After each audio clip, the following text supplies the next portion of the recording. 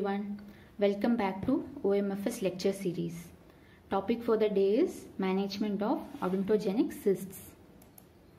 As per the definition given by Kramer, a cyst is a pathological cavity having fluid, semi-fluid or gaseous contents that are not created by the accumulation of pus. Frequently but not always is lined by an epithelium. Before going into the management of cysts, let's have a quick look at the pathogenesis or formation of a cyst. The first phase of cyst formation is cyst initiation. Here we should be able to recognize the stimulus for cyst initiation. For odontogenic cysts of inflammatory origin, infection is considered as a precipitating factor. In others, cysts develop from odontogenic epithelium like remnants of dental lamina, enamel organ or reduced enamel epithelium. The second phase is the cyst enlargement. So once initiated, the cyst continues to grow and enlarge. The following theories have been forwarded regarding enlargement of cystic lesions. The first theory is the mural growth theory, which states that active division of cells and collagenase activity results in cyst expansion.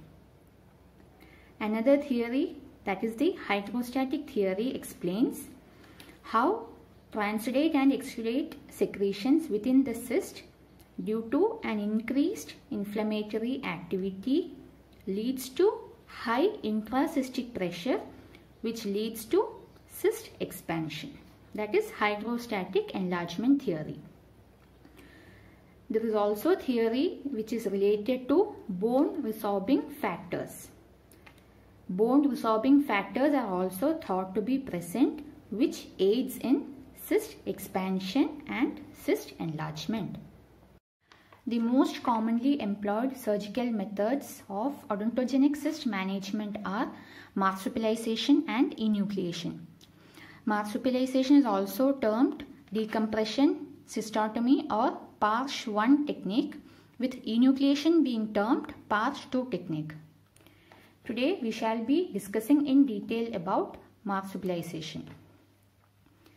The term marsupialization is derived from the word marsupials. What are marsupials? They are animals having a pouch in their lower abdomen to carry their young babies. Similarly, we are converting the cystic lining into a pouch through this procedure. So the principle of marsupialization is to create a surgical window in the wall of the cyst and evacuate its cystic contents. So if this is the cyst associated with this tooth,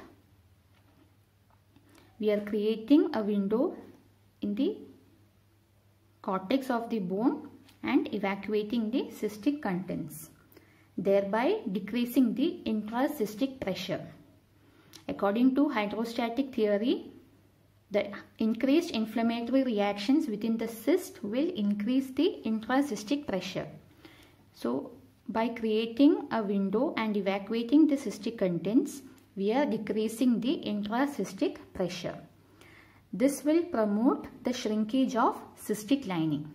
The cystic lining will shrink. Once the lining is reduced, the cystic space begins to get filled by bone. How does it happen?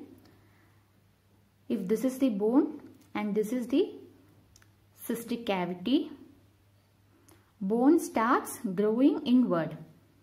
That is, bone starts growing from the periphery to the center of the lesion. This is how healing of the cystic cavity takes place following marsupialization. What are the indications of marsupialization?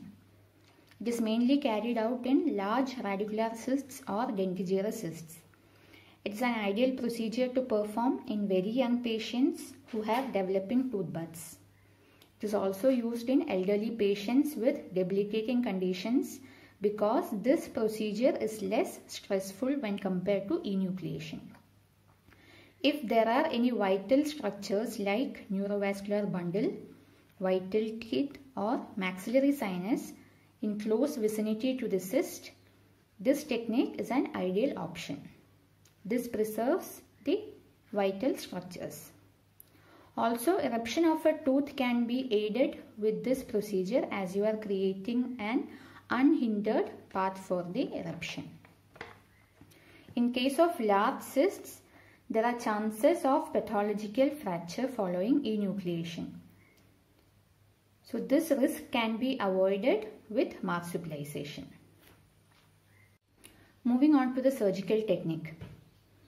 Marsupialization is performed under local anesthesia or general anesthesia. Various types of incisions may be used for this procedure. For example, a circular incision, an oval shaped incision. Here is an example of oval shaped incision, an elliptical incision, a U-shaped incision. A U-shaped incision is used for large cystic lesions, or even an inverted U-shaped incision with a broad pedicled flap. So you may use any of these incisions according to the need.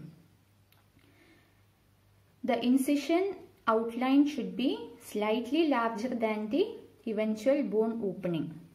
So while making an incision, make sure it is slightly larger, or it covers area slightly larger than the final bone opening. Also ensure that the incision is at least 0.5 to 1 centimeter away from the gingival margin. That is, the distance from the gingival margin should be at least 5 mm to 1 centimeter. This will help in managing the flap tissues later during suturing. So once incision is placed, a flap is elevated starting from the intact bone in case of a U-shaped incision. The next step is to remove the bone that is enclosing the cyst. You know that the cyst has enlarged and grown within the bone. Therefore, in case the cortical bone surrounding the cyst is intact, you may create a small window opening to gain access to the cystic lining. As you can see in this diagram, the yellow portion is the bone surrounding the cyst. The pink color you see within the given incision is the cystic lining. You are removing the intact bone covering the cyst or the cystic lining using a round burr. But in case if the cyst has grown so much that it has perforated the cortex, then the remaining bone surrounding the cyst will be eggshell-like.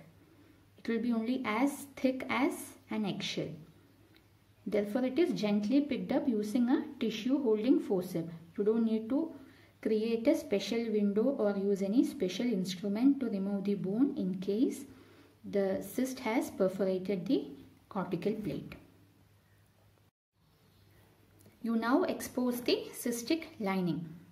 After removing the bone that encloses the cystic lining is exposed, and next a stab incision or a cross incision. As you can see in the diagram, you give a cross incision in the lining to expose the cystic lumen.